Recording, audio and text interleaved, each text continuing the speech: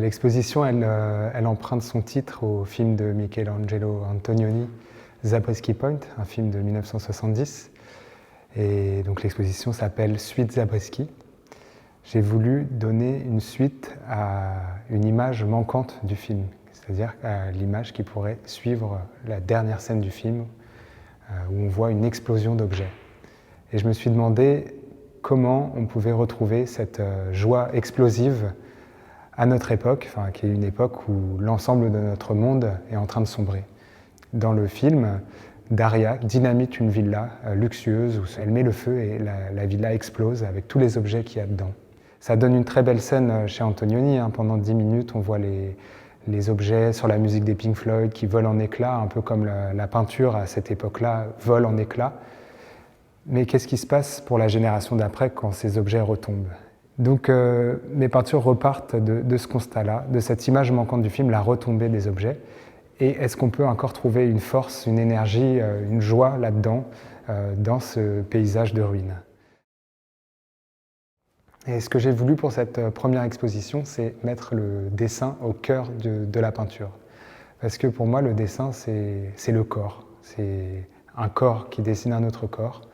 Ça veut dire que ça garde la trace du geste, de l'énergie du dessinateur. Et j'ai choisi en plus des modèles qui se prêtent au mouvement. Donc c'est des personnages qui dansent ou qui luttent. Ça me donne une infinité de postures et d'instants à dessiner. Je dessine assez rapidement, je découpe ces dessins et je les dispose dans l'espace, ce qui me permet de recréer une scène, de recréer ma scène de film en fait. L'exposition, elle se déroule en 3 séries de peintures. Une série sur la danse, une série sur la lutte et une 3e série qui est réservée uniquement aux objets, à la manière des trompe-l'œil qu'on peut voir notamment au Musée des Beaux-Arts à Bruxelles. Alors sur cette première série des danseurs, qui sont des grands formats, il s'agit à chaque fois d'un paysage d'objets. Pour moi, les objets sont comme des mots. Je les assemble pour faire des phrases poétiques et forment toute une structure qui donne le cadre à la scène qui s'y passe. S'il y a une narration, en tout cas, elle serait dans la série des lutteurs, où c'est toujours 2 personnages qui luttent et où on pourrait avoir l'impression que c'est les mêmes personnages qui sont pris à un moment différent de la scène, plus ou moins couchés, plus ou moins en action. Il y a une 3e série de peintures donc où on ne voit plus les personnages découpés, mais là ils sont vraiment à l'état de dessin, mis en abîme dans la peinture, dans leur cadre.